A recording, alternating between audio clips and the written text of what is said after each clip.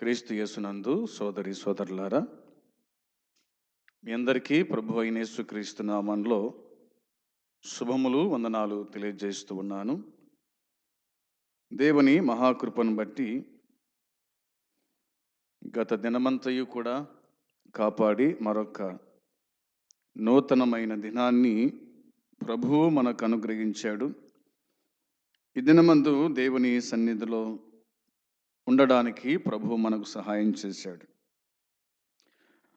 ఈ సమయమందు దేవుని వాక్యమైన బైబిల్లో నుండి ఎఫెసీ పత్రిక 3వ అధ్యాయము 14వ వచనము చదువుకుందాం. ఎఫెసీ పత్రిక 3వ అధ్యాయము 14వ వచనం. ఈ హేతువు చేత పరలోకమునందును భూమి మీదను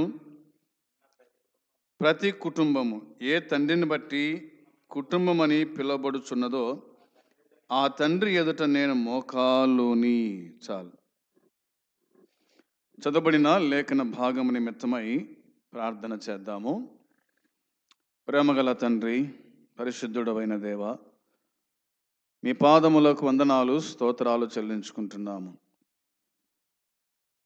సర్వాధికారివి, సర్వోన్నతుడవు, ఉన్నవాడవు, అనువాడవు, నిరంతరమున్న దేవుడవు, మమ్మలను పోషించుచు కాపాడుచు సంరక్షించుచున్న దేవుడవు.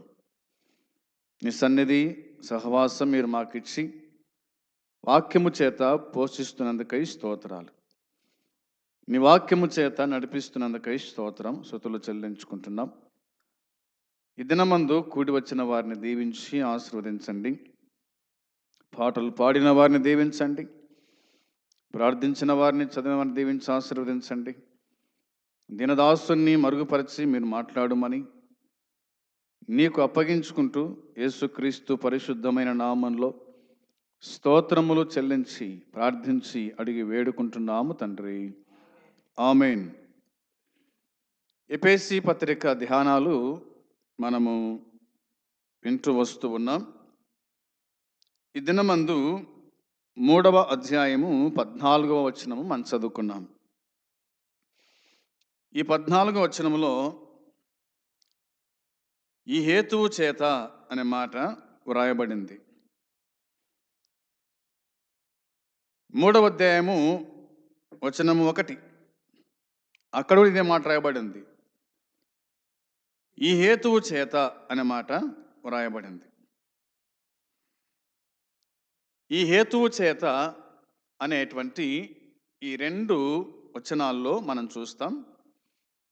చివరి లైన్కి వచ్చే లోపల మనకు కనిపించే మాట ఏమిటంటే ప్రార్థించుచున్నాను అని ఉంది. తర్వాత ఆ తండ్రి ఎదుట నేను మోకాలుని అని ఉంది. 14వ వచనములో మోకాలుని అనే మాట ఉంది. 1వ వచనములో ప్రార్థించుచున్నాను అనే మాట ఉంది.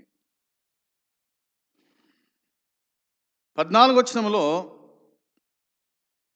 ఈ హేతువు చేత పరలోకము నందును భూమి మీదను ఉన్న ప్రతి కుటుంబం ఏ తండ్రిని బట్టి కుటుంబమని పిలువబడుచున్నదో ఆ తండ్రి ఎదుట నేను మోకాలుని. ఇక్కడ 2 స్థలాలు మనకు కనిపిస్తాయి. ఒకటేమో పరలోకం కనిపిస్తుంది, రెండవదేమో భూలోకము కనిపిస్తుంది.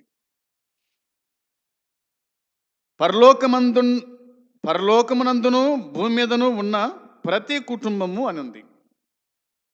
ప్రతి కుటుంబం, పరలోకమందు కుటుంబం, భూమి మీద కుటుంబం. పరలోకమందు కుటుంబం, భూమి మీద కుటుంబం అన్నాడే.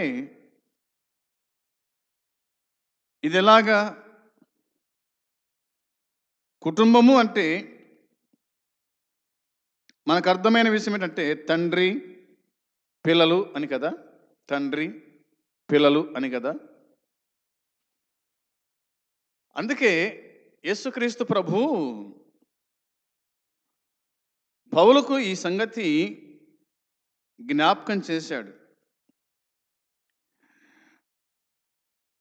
ఏ తండ్రిని బట్టి కుటుంబం అని పిలబడుచున్నదో అన్నాడు.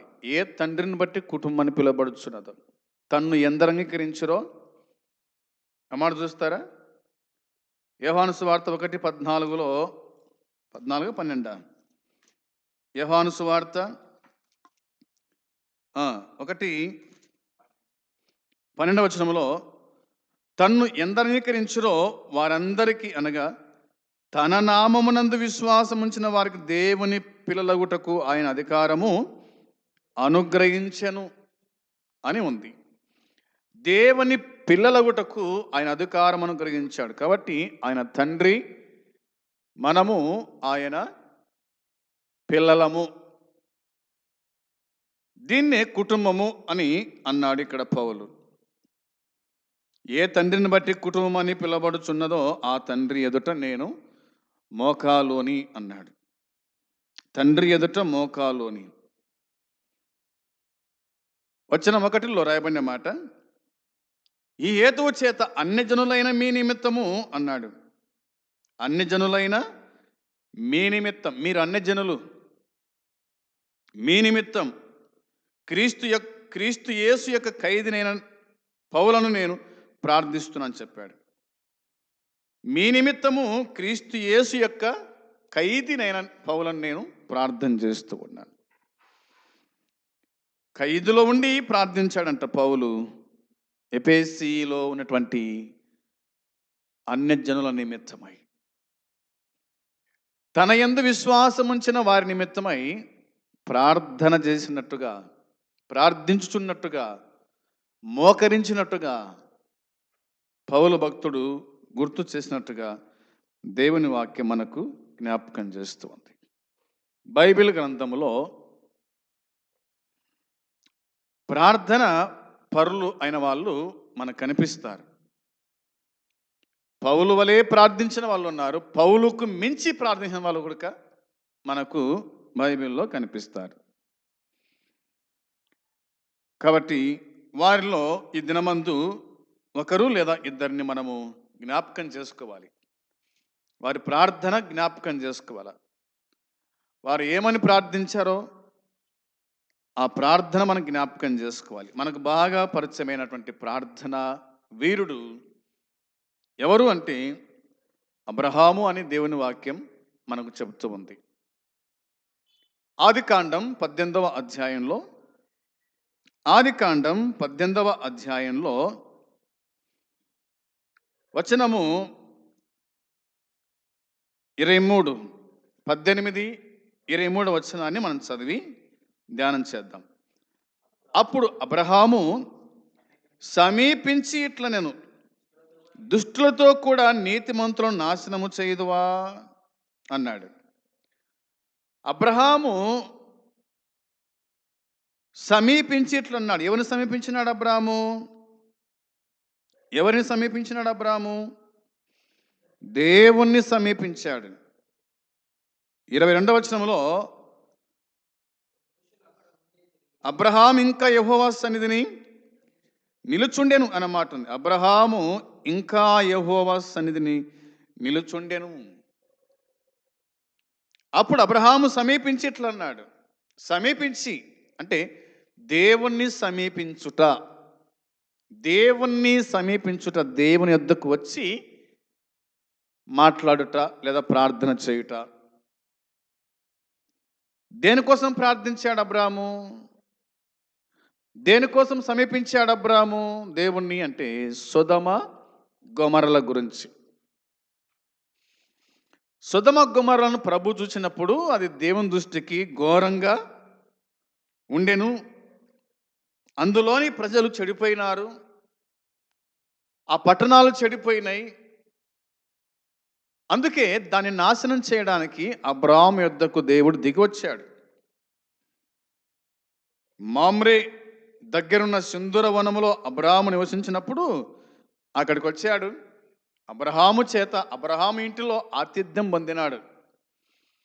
అబ్రహాము తన యొద్దకు వచ్చినటువంటి దేవునికి భోజనం పెట్టాడు. వారిని సాగనంపాడు. తర్వాత అప్పుడు దేవుడైన యెహోవా, నేను చేయబోయే కార్యము అబ్రహామునకు దాచెదనా అని అన్నాడు. అంటే తాను ఏం చేయబోతున్నాడో దాన్ని దేవుడు దాచేవాడు కాదు, తెలియజేసేవాడు. అబ్రహామునకు తెలియజేశాడు. అబ్రహాము ఒక మానవుడు. అబ్రహాము దేవుని మాట విన్నవాడు, దేవుని ఎరిగినవాడు కాబట్టి జరగబోయేటువంటి కార్యం తాను ఏం చేయబోతున్నాడో ఆ సంగతిని అబ్రహామునకు దాచేదనా అంటూ అబ్రహాముతో మాట్లాడుతూ వచ్చాడు. అప్పుడు అబ్రహాము ప్రభువును సమీపించినట్టుగా మనం చూస్తాం. దాదాపుగా 16 నుంచి మనం చదువుకోవాలి, కానీ అవన్నీ మనకు అవసరం లేదు, మీకు తెలుసు కాబట్టి జ్ఞాపకం చేస్తున్నాను. సొదమ పక్షముగా అబ్రహాము విజ్ఞాపనం చేశాడు. సొదమ పక్షముగా అబ్రహాము విజ్ఞాపనం చేశాడు. 20 వచనం చూడగా, యెహోవా సొదమ గొమొర్లను గూర్చిన మొర గొప్పది, వాటి పాపము బహుభారమైంది గనుక అన్నాడు. మొర గొప్పది, పాపము భారమైందంట. సొదమ గొమొర్లను గూర్చిన మొర అది గొప్పది అన్నాడు, వాటి పాపము బహుభారమైంది. పాపము భారమైంది. పాప భారం కదా, పాప భారం మోస్తున్న, ప్రయాసపడి భారం మోస్తున్న సమస్త జనులారా నా యొద్దకు రండి అని మత్తయి సువార్తలో యేసు ప్రభు చెప్పాడు. అందుకే నేను దిగిపోయి నా యొద్దకు వచ్చిన ఆ మొర చొప్పుననే వారు సంపూర్ణంగా చేసిరో లేదో చూచెదను, చెయ్యని ఎడల నేను తెలుసుకుందునని దేవుడు దిగొచ్చినాడు. దిగివచ్చి చూస్తే పరిస్థితి ఏమైందో మనం ఎరుగుదుము.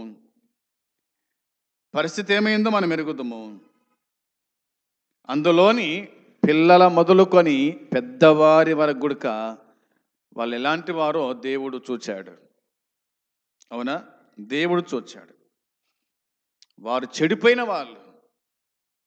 పిల్లల అంతే, యవనస్తుల అంతే, పెద్దలు వృద్ధులు అందరంతే. యాప చెట్టుకు ఏరు మొదలుకొని కొసవరకు గుడక సేదు సేది. ఆ సొదమ గొమొర్లో పుట్టిన వారందరూ కూడా పాపమునకు ఒడిగట్టిన వాళ్ళే. చిన్న పెద్ద అనే తేడా ఏమీ కనిపించలేదు దేవునికి. అందుకోసమే దేవుడు దిగివచ్చాడు.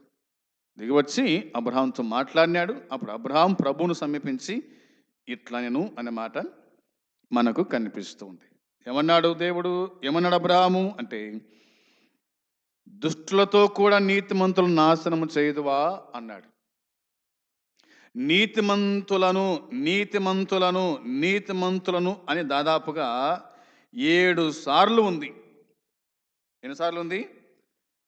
23 నుంచి 27 వరకు ఈ వచన భాగాల్లో ప్రతి వచనంలో కూడా నీతిమంతులు నీతిమంతులు నీతిమంతులు అని చెప్పుకుంటూనే వచ్చాడు.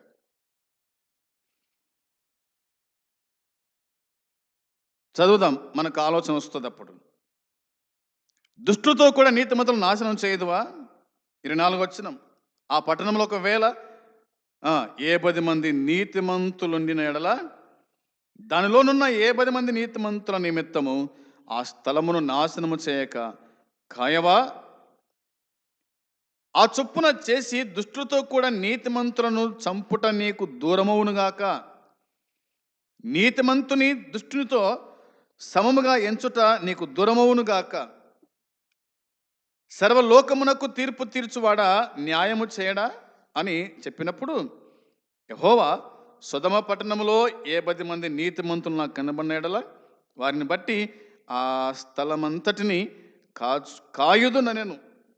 అందుకు అబ్రహాము, ఇదిగో ధూళియు బూడిదయునైనా నేను ప్రభువుతో మాట్లాడ తెగించుచున్నాను.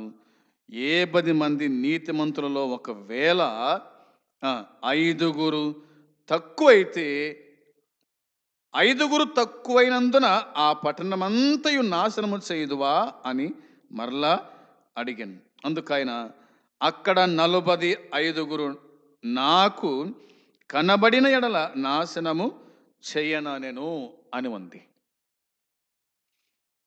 నేను నాశనము చేయను, నీతిమంతులుంటే నాశనం చేయను. ఇప్పుడే చూశాను వాట్సాప్లో, మనకు కనిపిస్తుంది కదా, అమెరికా ఆయా ప్రాంతాల్లో మరి అగ్ని మంటలు రగులుకొని ఆ ప్రదేశం అంతా కాలిపోతుంది. దేవునమైన కుటుంబం, ఒక కుటుంబం అక్కడ ఉంది. అన్నీ ఆ చుట్టుపక్కల ఉన్న ఇండ్లల్లో కాలిపోయినాయి, కానీ ఆ కుటుంబం మాత్రమే, ఆ ఇండ్లు మాత్రమే కాలిపోలేదు. అది యేసుక్రీస్తు నమ్మినటువంటి కుటుంబం.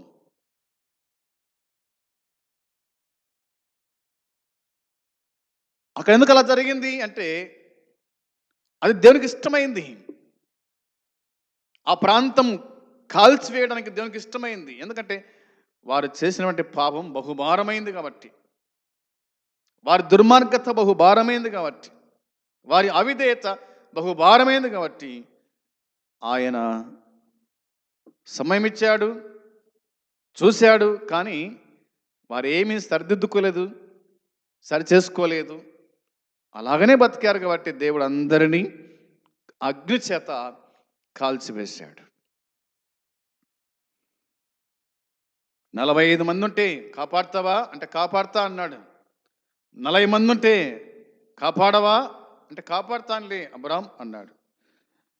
50 మొదలుకొని ఎక్కడికి వచ్చింది పరిస్థితి? 10 మంది దాకా వచ్చింది. అవునా? 32లో ఒకవేళ అక్కడ 10 మంది కనబడుదురేమో అన్నప్పుడు ఆయన ఆ 10 మందిని బట్టి నాశనము చేయక యుందున నేను 10 మందిని బట్టి కూడా నాశనం చేయను. అక్కడ 10 మంది కూడా లేరు. నీతిమంతుడైన లోతు అనే మాట ఒక్కటి కనిపిస్తుంది. నీతిమంతుడైన లోతు అనే మాట కనిపిస్తుంది. భార్య నీతిమంతురాలో అవినీతిమంతురాలో తెలియదు. బిడ్డలు, 2 బిడ్డలు ఉన్నారు, తెలియదు. కుమారులు ఉన్నారు, వారి గురించి ఏమి రాయబడలేదు. కానీ నీతిమంతుడైన లోతు అనే సంగతి మాత్రమే మనకు కనిపిస్తుంది. అందుని బట్టి అబ్రహాము ప్రార్థన ఇందులో మనం చూస్తూ ఉన్నాం. అబ్రహాము ప్రార్థన, అబ్రహాం ప్రార్థించాడు సొదొమ గొమొర్రా పట్టణాల గురించి. అయితే కేవలము లోతు కుటుంబం మాత్రమే తప్పించబడింది, కానీ సొదొమ వారు కాల్చివేయబడ్డారు. దాదాపుగా 5 పట్టణాలు అక్కడ ఉన్నాయి, కానీ 4 పట్టణాలు మాత్రమే కాల్పినట్టుగా మనం చూస్తాం. ఒక పట్టణం సమీపంగా ఉంది, అక్కడికి వెళ్ళాడు లోతు. అవునో కాదో పరిశీలన చేద్దాం. సరే, ఏదేమైనా కానీ అబ్రహాము ప్రార్థన ఇక్కడ మనకు కనిపిస్తుంది. ఇతరుల కోసం, మరి తన యొక్క తమ్ముని కుమారుని కోసం ప్రార్థించినట్లుగా దేవుని వాక్యం గుర్తు చేస్తూ ఉంది.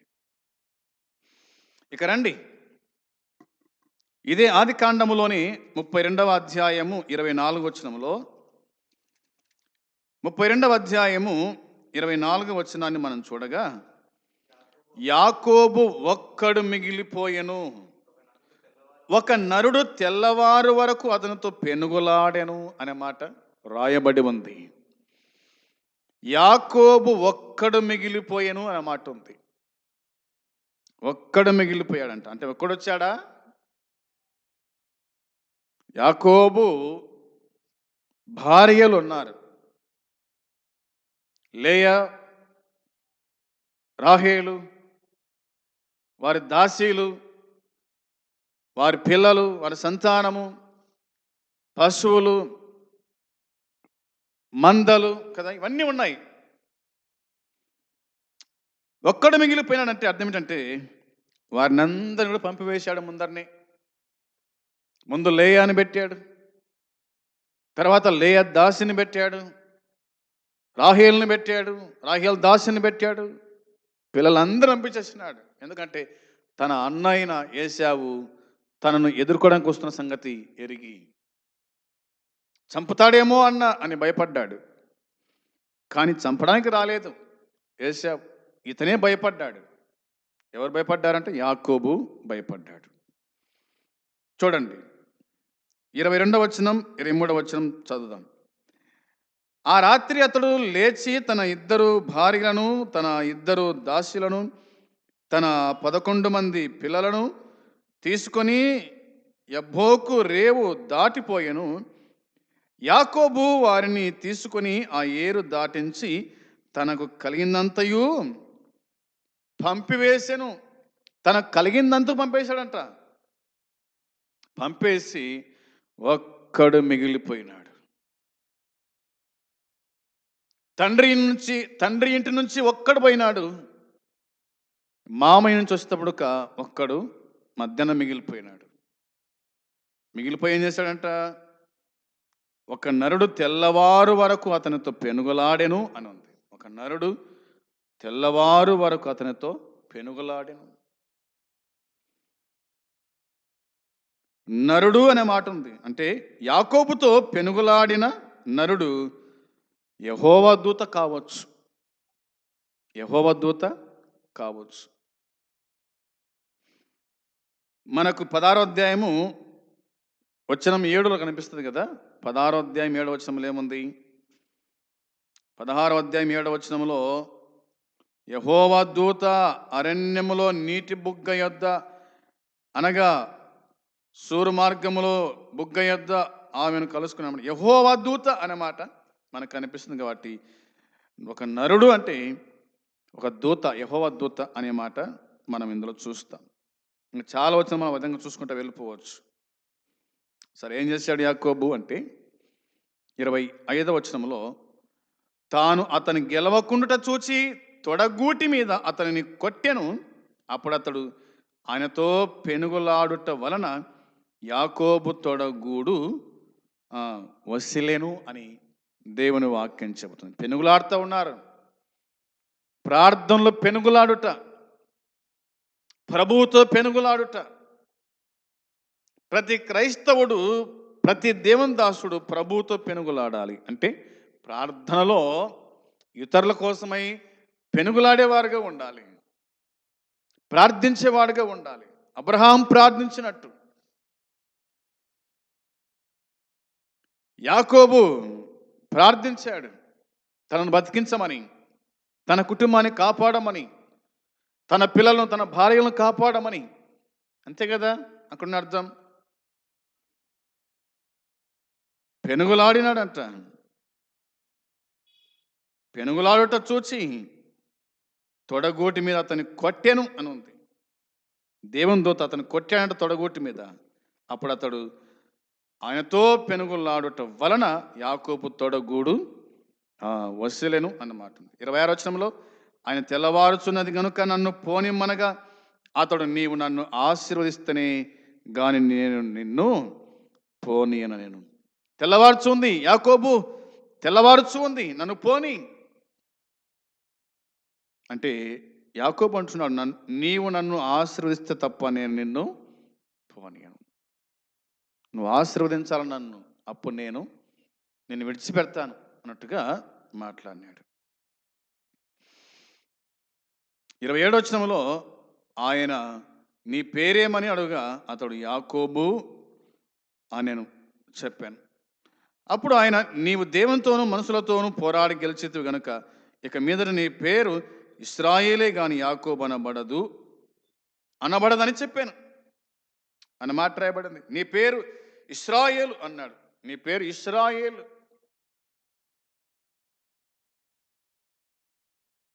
కపటముతో కూడిన మోసగాడు అని అర్థమున్న యాకోబు అనే పేరును దేవుడు ఏం చేశాడు? ఇప్పుడు ఇశ్రాయేలుగా మార్చినాడు. ఇశ్రాయేలుగా మార్చాడు. యాకోబు అనగా మోసగాడు అని అర్థం. మోసపు తనము నుండి దేవుడు ఇశ్రాయేలుగా మార్చినాడు. నీ పేరు ఇశ్రాయేలు అని అన్నాడు అన్నమాట. అందుని బట్టి దేవునితో పోరాడువాడు అని అర్థం.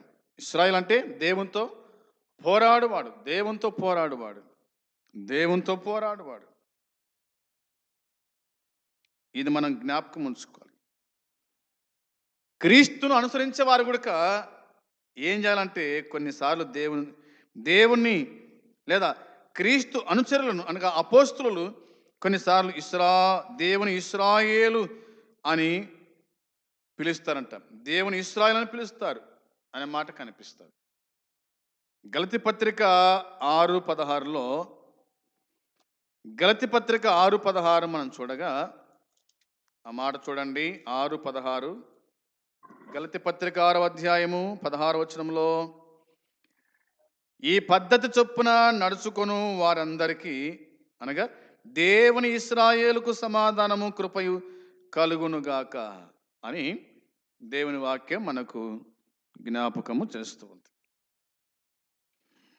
29వ వచనం చూడండి. ఆదికాండం 32:29లో రాయబడిన మాట మనం చూడగా, అప్పుడు యాకోబు నీ పేరు దయచేసి తెలుపుము అనెను. అందుకైనా నీవు ఎందు నిమిత్తము నా పేరు అడిగితివని చెప్పి అక్కడ అతన్ని ఆశీర్వదించెను. యాకోబుని అడిగాడు, నీ పేరేమంటే యాకోబు అని చెప్పాడు. ప్రభు తన పేరును మార్చాడు. తర్వాత ఇప్పుడు యాకోబు అడుగుతున్నాడు, నీ పేరు ఏందో చెప్పవా అని. నీ పేరేమిటో చెప్పవా అంటే, ఎందుకు నా పేరు అడుగుతున్నావు, ఎందుకు నా పేరు అడుగుతున్నావు, నా పేరుతో నీకేం పని ఉంది? అవునా? న్యాయాధిపతుల గ్రంథంలో కూడా మనోహ అనే వ్యక్తి అడిగాడు, నీ పేరేమిటో చెప్పవా అని. అతన్ని ఆశీర్వదించను అక్కడ అన్నమాట ఉంది. అతన్ని ఆశీర్వదించాను. ఏం ఆశీర్వదించాడు? మందలు లేవా, పిల్లలు లేరా, భార్యలు లేరా? అది ఆశీర్వాదం కాదా అంటే అది ఆశీర్వాదమే. అది భూ సంబంధమైన ఆశీర్వాదం. నాకు కావాల్సింది పర సంబంధమైన ఆశీర్వాదం. అక్కడ దేవుడు అతన్ని ఆశీర్వదించాను. అవునా? అక్కడ అతన్ని ఆశీర్వదించాను అన్నమాట వ్రాయబడింది. ఆశీర్వదించబడిన యాకోబు, ఆశీర్వదించబడిన యాకోబు. నేను కూడా ఆశీర్వదించబడాలి, ఆశీర్వదించబడాలి. ఆశీర్వాదం ఒకే రాదు, ఆశీర్వాదం ఒకే రాదు. ఎలాగొస్తుంది ఆశీర్వాదం? యాకోబు పెనుగులాడాడు, దేవుని సన్నిధిలో ప్రార్థించాడు, దేవుని సన్నిధిలో. అవునా? వినండి, ఆ రాత్రంతా యాకోబు దేవునితో పెనుగులాడినాడు. అందుకే దేవుని దీవెన పొందినాడు. దేవుని ఆశీర్వాదం తాను పొందినట్టుగా దేవుని వాక్యం గుర్తు చేస్తూ ఉంది. అందుని బట్టి ప్రార్థనలో పోరాడుతూ ప్రభు నుండి మనం ఆశీర్వాదం పొందుకోవాలి. కానీ మనము ప్రభుతో పోరాడకుండా, ప్రార్థన చేయకుండా, మోకాలోంచి ప్రార్థన చేయకుండా దేవా నన్ను ఆశీర్వదించండి అంటే అది ఏమాత్రం కుదరదు, చెల్లదు. అందుని బట్టి రండి ఈ వాక్యం మనం చదివి మనం ముగిద్దాం. ఈ పౌలు భక్తుడు ఎఫెసీ సంఘానికి రాస్తూ ఈ 3వ అధ్యాయము 14వ వచనంలో అన్నమాట, పరలోకమునందును భూమి మీదనున్న ప్రతి కుటుంబము ఏ తండ్రిని బట్టి కుటుంబం అని పిలువబడుచున్నదో ఆ తండ్రి ఎదుట నేను మోకాల్లోని అన్నమాట కనిపిస్తుంది. తన మోకాల్లోని అన్నమాట ఉంది. తర్వాత ఖైదీనైన పౌలను నేను ప్రార్థించునని చెప్పినాడు. ప్రార్థించాడు, మోకాళ్ళని ప్రార్థన చేశాడు, మోకాళ్ళ మీద ప్రార్థన చేశాడు. ఈనాడు మోకాలు ఉంచడం లేదు. మోకాలు నొప్పులు ఉంటే పర్వాలేదు, చక్క ముక్కలు వేసుకొని కూర్చోవచ్చు. కానీ అన్నీ బాగున్నప్పుడు కూడా ప్రార్థన అంటే మోకరించని వాళ్ళు చాలామంది కనిపిస్తారు. మోకాళ్ళ మీద చదివే వాళ్ళు బైబిల్ చాలామంది. అవునా? మోకాళ్ళ మీద బైబిల్ చదివే వాళ్ళు ఉన్నారు, మోకాళ్ళ మీద ప్రార్థించేవారు ఉన్నారు. ఒక ఆయన ఉన్నాడు కాకనూరులో, ఆయన ప్రార్థన చేసింది మొదలుకొని ఎన్నన్న పాటలు పాడని మోకాళ్ళ మీదనే ఉంటాడు. అట్లా నిలబడి నిలువు మోకాళ్ళ మీద ఉండి పాటలు పాడతాడు కదా, ప్రార్థన చేస్తాడు, వాక్యం వింటాడు. మోకాళ్ళ మీద ప్రార్థన చేయుట అనేది దేవుని వాక్యం చెబుతుంది. మనము రెండు విషయాలు గుర్తు చేసుకున్నాం. ఒకటి అబ్రహాం ప్రార్థన, రెండవది యాకోబు ప్రార్థన జ్ఞాపకం చేసుకున్నాం. ఇంకా చాలా మనకు కనిపిస్తాయి. మనము అందరి గురించి కూడా వినుకుంటూ వద్దాం. మనము ప్రార్థన చేయాలా, మనం ప్రార్థన చేయాలా, ప్రార్థన ఎంతైనా అవసరం అనేది జ్ఞాపకం చేసుకుందాం. పౌలు వలె, అబ్రహాం వలె, యాకోబు వలె మనం ప్రార్థన చేసి మన కుటుంబాలను మనం కాపాడుకుందాం. ఇరుగుపొరు వారి కోసం ప్రార్థన చేసి రక్షిద్దాం. ఈ విధంగా మనమందరం కూడా ప్రార్థన పరులమై ఉండాలా, ప్రార్థన పరులమై ఉండాలా. ఆస్తి పరులం కాదు, ఏమేమో కాదు, మనం ప్రార్థన పరులమై ఉండాలి. మన సంఘం ప్రార్థన పరులమై ఉండాలి. మనమందరం ప్రార్థనలో మనము బలపడితే ఆ మీదట దేవుడు సమస్తాన్ని మనకు ధారాళంగా అనుగ్రహిస్తాడు. అట్టి కృప దేవుడు మనకందరికీ సహాయం చేయనుగాక. ఆమేన్. ప్రార్థన చేద్దాం. తండ్రి, మీ పరిశుద్ధమైన పాదముల కొందనాలు స్తోత్రం చెల్లించుకుంటున్నాం. ఎఫెసీ పత్రిక 3వ అధ్యాయం 14 వచనం ప్రకారంగా నీ ఎదుట పౌలు భక్తుడు మోకాల్లోని అన్యజనులైన ఎఫెసీల కోసమై ప్రార్థించినట్టుగా మేము ప్రార్థించుటకు మాకు నేర్పించు తండ్రి. సహాయం చేసి కృప చూపించండి. అబ్రహామును సమీపించి ప్రార్థించినట్టుగా దేవా, రాత్రంతయు కూడా యాకోబు ప్రార్థించినట్టుగా మేమందరం కూడా నీ సన్నిధిలో ప్రార్థించుటకు దేవా, సమయం నీతో గడుపుటకు కృప దయచే తండ్రి. కాపాడి కరుణించి దర్శించుమని దేవా, మా జీవితాలు ప్రభు ప్రార్థన జీవితం మేము కోల్పోయినాం, ఎక్కువసేపు ప్రార్థించలేకపోతున్నాం. దేవా, మాకు సహాయం చేయండి. ప్రార్థన యొక్క రుచి మేము చూడడానికి కృప దయచేయండి. ప్రార్థనలోని ఆశీర్వాదం, ప్రార్థనలోని మేలు పొందుటకు మీరు మాకు సహాయపడుతురమ్మని మీకు అప్పగించుకుంటూ ప్రభువైన యేసుక్రీస్తు పరిశుద్ధమైన నామంలో అడిగి వేడుకుంటున్నాము తండ్రి. ఆమేన్. పరలోకమందున తండ్రి ప్రేమ, ప్రభువైన యేసుక్రీస్తు కృప, పరిశుద్ధాత్మ సన్నిధి సహవాసం కూడి వచ్చిన మనకు సకల పరిశుద్ధులకు ఇప్పుడు ఎల్లప్పుడూ సదాకాలము తోడై ఉండునుగాక. ఆమేన్. అందరికీ వందనాలు.